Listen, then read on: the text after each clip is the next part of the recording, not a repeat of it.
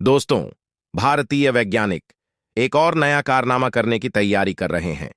भारतीय वैज्ञानिक कुछ ऐसा करने की तैयारी कर रहे हैं जिसे जानने के बाद अमेरिका भी हैरान हो जाएगा। पूरी दुनिया को यकीन नहीं होगा कि आखिर भारत ने ऐसा कैसे कर दिया, लेकिन सामने आ रही जानकारी दुनिया की तमाम महाशक्तियों के होश उड़ाने वाली है। एक जानकारी के अनुसार भारतीय अंतरिक्ष अनुसंधान संगठन यानी कि इसरो के वैज्ञानिक सैटेलाइट लॉन्चिंग के लिए दुनिया की सबसे ताकतवर टेक्नोलॉजी को विकसित करने में जुटे हुए हैं। यह बात तो आप भी जानते हैं कि स्पेस मिशन में सबसे ज्यादा महत्वपूर्ण रॉकेट लॉन्चिंग की टेक्नोलॉजी होती है। आपको जानकर खुशी होगी कि भारत आज इसरो ने रॉकेट लॉन्चिंग टेक्नोलॉजी में उस मुकाम को हासिल कर लिया है जिसे हासिल करने में उन स्पेस एजेंसीज के पसीने छूट रहे हैं जिनका गठन इसरो के गठन से 40 साल 50 साल पहले हुआ था। यानी कि इस समय भारत का इसरो रॉकेट लॉन्चिंग टेक्नोलॉजी का बादशाह बन चुका है। लेकिन आज भी कुछ टेक्नोलॉजी जी ऐसी है जिसे भारत का इसरो हासिल करना चाहता है, और इसी में से एक है भारी सैटेलाइट को लॉन्च करने की क्षमता। जिस तरह की क्षमता स्पेस एक्स के फैल्कन्स 9 रॉकेट के पास मौजूद है, लेकिन इसके अलावा भारत का इसरो ऐसी तकनीक हासिल करने में जुटा हुआ है जो इस समय दुनिया में किसी भी देश के पास मौजूद नहीं है। और इसी तरह का यह एक टेक्नोलॉजी है एयर ब्रीदिंग प्रोपल्शन कॉन्सेप्ट। यकीन मानिए, अगर भारतीय वैज्ञानिक ने इस टेक्नोलॉजी को डेवलप कर लिया तो कई एजेंसीज को रगड़ के रख देगा। भारत के पास ऐसी स्पेस तकनीक आ जाएगी जिसका तोड़ पूरी दुनिया में कहीं नहीं मिलेगा। अब आपके मन में सवाल चल रहा होगा कि आखिर ये एयर ब्रीदिंग प्रोपल्शन कॉन्सेप्ट है क्या? इसके जरिए भारत का स्पेस प्रोग्राम दुनिया में नंबर 1 कैसे बन जाएगा? और आज की स्थिति में भारत इस मामले में कहां पर खड़ा हुआ है? दोस्तों, आज के इस वीडियो में हम इन्हीं सब चीजों को विस्तार पूर्वक जानने का प्रयास करेंगे। वीडियो काफी ज्यादा इंफॉर्मेशन होगा, इसीलिए वीडियो में अंत तक बने रहिएगा। लेकिन इसरो की वैज्ञानिक जिस तरह से एयर ब्रीदिंग प्रोपल्शन तकनीक विकसित करने में जुटे हुए हैं, वीडियो को एक लाइक और कमेंट बॉक्स में जय हिंद का एक प्यारा सा मैसेज तो बनता है। दोस्तों, ये बात तो आप भी जानते हैं कि स्पेस की रेस में सबसे ज्यादा महत्व तकनीक का है। फ्यूचरिस्टिक स्पेस तकनीक के बिना अंतरिक्ष का बादशाह बनने की कल्पना भी नहीं की जा सकती। यही कारण है कि इसरो की वैज्ञानिक लगातार अपने रॉकेट को ऐसी तकनीकों से लैस करने में जुटे हुए हैं जिससे भारत का अंतरिक्ष मिशन दुनिया में सबसे आगे रहे। हाल ही में इसरो द्वारा कई तरह के हाइपरसोनिक टेस्ट को अंजाम दिया गया है जिसका मकसद एयर ब्रीदिंग प्रोपल्शन कॉन्सेप्ट में महारत हासिल करना है। इसको लेकर इसरो के वैज्ञानिक काफी लंबे समय से काम कर रहे हैं। दोस्तों, एयर ब्रीदिंग प्रोपल्शन तकनीक के आ जाने से भारत को क्या क्या फायदे होंगे, इसे जानने से पहले हम आपको बताना चाहेंगे कि इसके लिए किस तरह की टेक्नोलॉजी डेवलप की जा रही है। दोस्तों, पारंपरिक रॉकेट्स को थ्रस्ट जनरेट करने के लिए ईंधन और ऑक्सीडर्म लेकर जाने की जरूरत होती है, जबकि स्क्रम जेट इंजन केवल ईंधन लेकर जाते हैं। ये सुपरसोनिक स्पीड में दहन से पहले हवा से ऑक्सीजन हासिल कर सकते हैं। आपको जानकर हैरानी होगी, लॉन्च व्हीकल के टोटल वजन का लगभग 80% ऑक्सीजन ले जाने की जरूरत को अगर खत्म कर दिया जाए तो यह वजन काफी कम हो जाएगा, जिससे अतिरिक्त पेलोड ले जाने का विकल्प खुल जाएगा।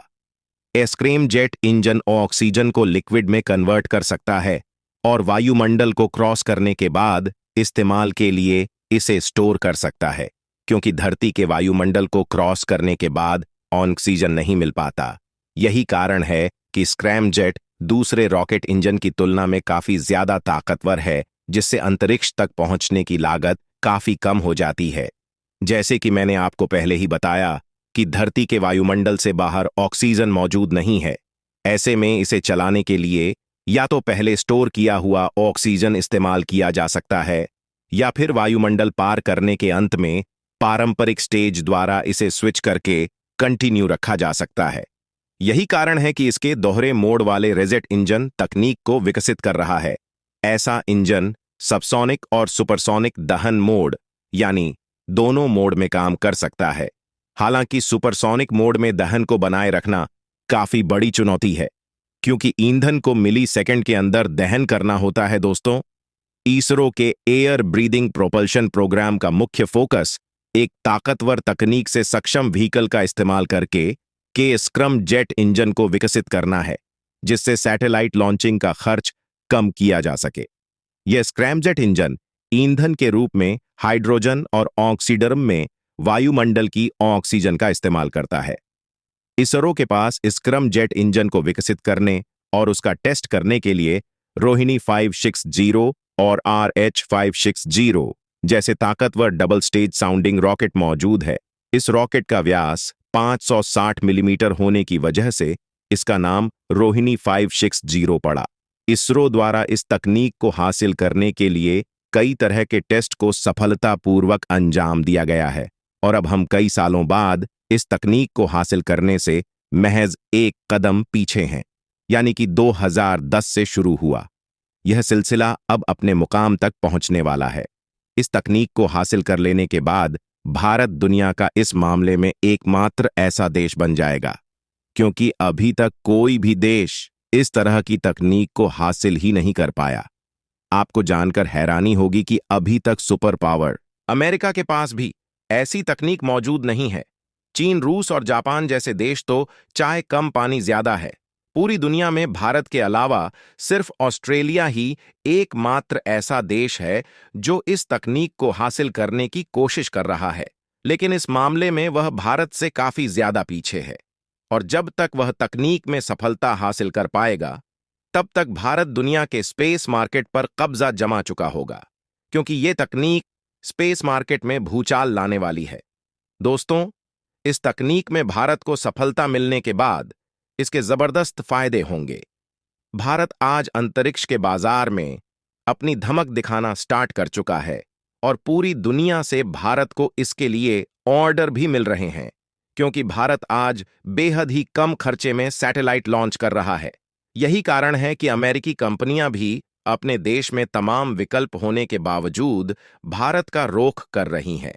वहीं भारत ने रूस यूक्रेन युद्ध के बाद पहले ही रूस के यूरोपीय बाजार पर कब्जा कर लिया है, क्योंकि यूक्रेन पर रूस के हमले के बाद यूरोप ने रूस से सारे रिश्ते खत्म कर लिए हैं और अपने सैटेलाइट लॉन्चिंग के ऑर्डर भी कैंसिल कर दिए हैं। ऐसे में सारे ऑर्डर भारत ने हासिल कर लिए हैं, जिसके परिणाम स्वरूप भारत आज सैटेलाइट लॉन्चिंग के लिए सबसे बड़ा हब बनता जा रहा है। इसके अलावा इसरो तमाम बड़े अंतरिक्ष मिशन को अंजाम दे रहा है। ऐसे में अपने भार को कम करने के लिए उसने तमाम निजी कंपनियों को भी तैयार कर दिया और एग्निकुल कॉस्मस जैसी कंपनियां अपने खुद का लॉन्चिंग पैड भी विकसित कर चुकी हैं। दोस्तों, इस वीडियो में फिलहाल के लिए बस इतना ही। वैसे आपको क्या लगता है, क्या भारत को हाइपरसोनिक तकनीक भी के दम पर विकसित करनी चाहिए या फिर इसके लिए रूस का सहारा लिया जाना चाहिए? आप अपनी राय हमें कमेंट के माध्यम से बताना। अगर अभी तक आपने सब्सक्राइब नहीं किया तो प्लीज चैनल को सब्सक्राइब कर बेल नोटिफिकेशन को ऑन कर दे, ताकि आने वाली वीडियो की अपडेट आपको समय से प्राप्त हो जाए। वीडियो को अंत तक देखने के लिए धन्यवाद। जय हिंद, जय भारत।